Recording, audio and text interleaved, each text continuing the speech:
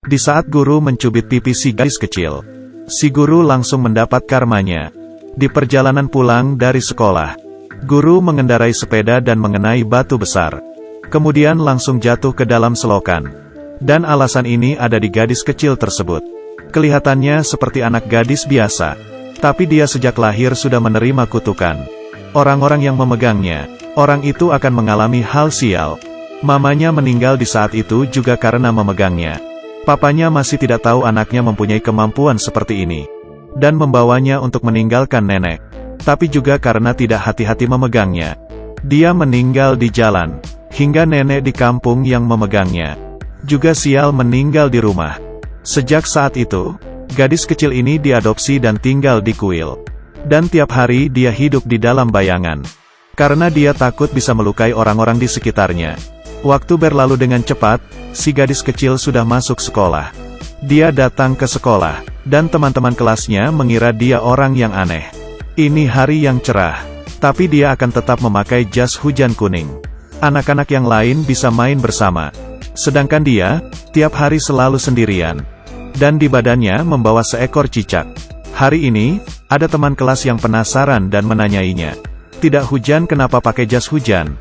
Si gadis kecil ini pun menceritakan tentang kutukannya. Tapi teman-teman kelasnya, bahkan gurunya tidak percaya dengan apa yang dia katakan, dan mencubit pipinya.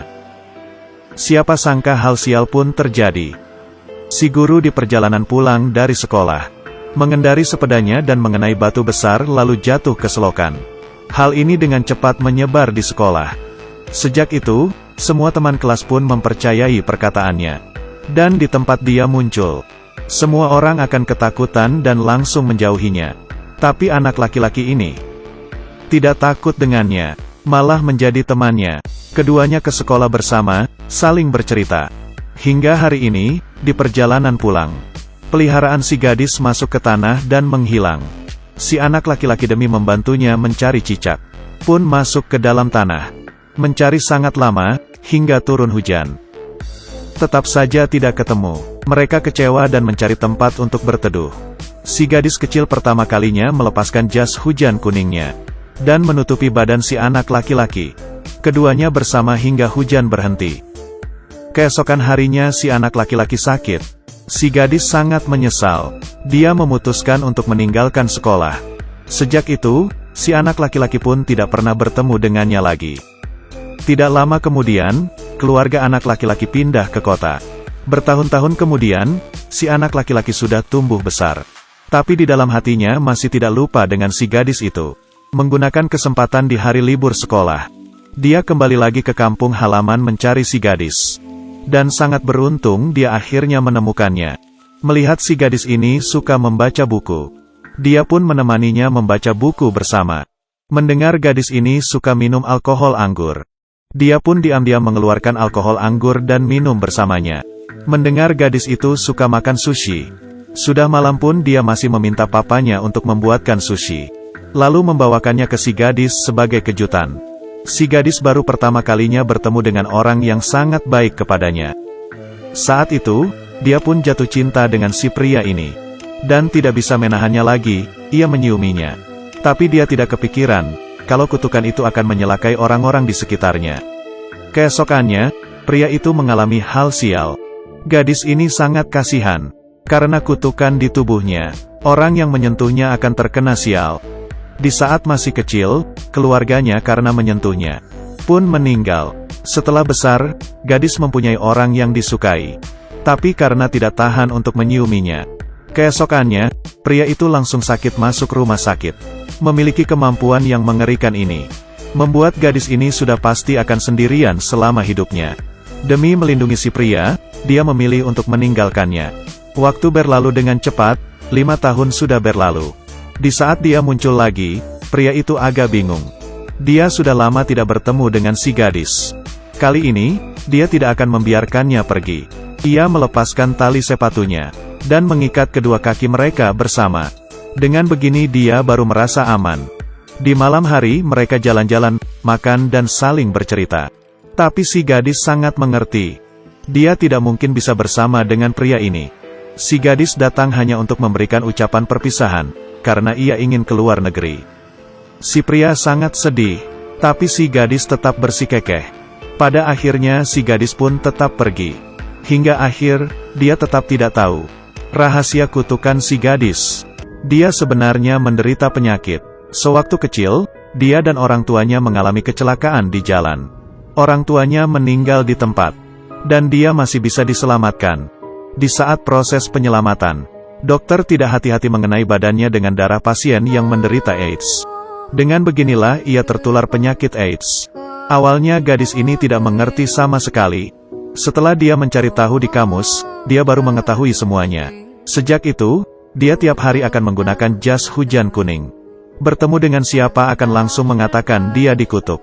Juga tidak membiarkan orang lain untuk mendekatinya. Rahasia ini dia simpan sendiri dan tidak ada yang tahu. Hingga hari ini, si pria ke rumah sakit untuk menjenguk temannya dan melihat bayangan si gadis.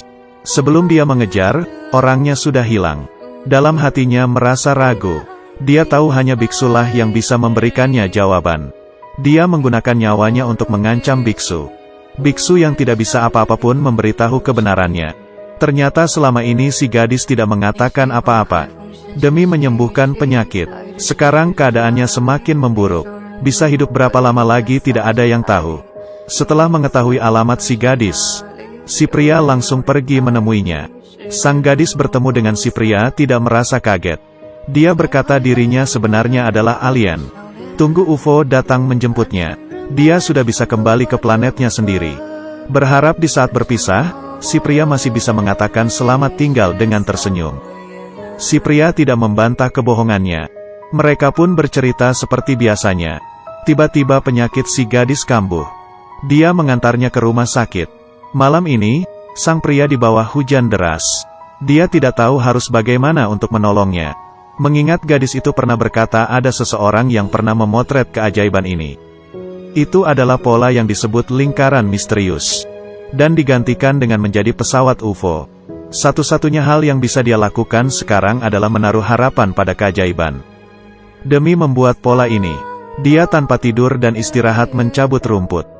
Melewati beberapa hari usahanya, pola yang misterius akhirnya selesai. Setelah gadis itu tahu, tidak peduli larangan dokter, dia diam-diam keluar dari rumah sakit. Dia bersandar di punggung si pria, dan duduk di tengah-tengah pola yang dipenuhi dengan lampu. Bersama-sama menunggu muncul keajaiban. Tapi sudah menunggu lama, keajaiban tetap saja tidak muncul. Mereka akhirnya menangis penuh kesedihan. Di saat mereka sudah mau putus asa, ada sebuah lampu yang menerangi. Tiba-tiba cahaya dari langit meneranginya. Melihat UFO beneran datang, sang gadis sudah akan pergi. Dia menangis dan berpisah dengan pria tersebut. Kemudian dia pun menghilang. Beberapa tahun kemudian, si pria membuka restoran sushi. Dan di dalam hatinya masih diam-diam berharap gadis itu muncul. Ada yang bilang, gadis itu sebenarnya sudah meninggal. Tapi aku lebih berharap gadis itu benaran kembali ke planetnya. Di sana baru tidak ada penderitaan dan air mata. Seperti inilah barulah solusi untuk si gadis. Dan penyelamatan yang diberikan oleh si pria.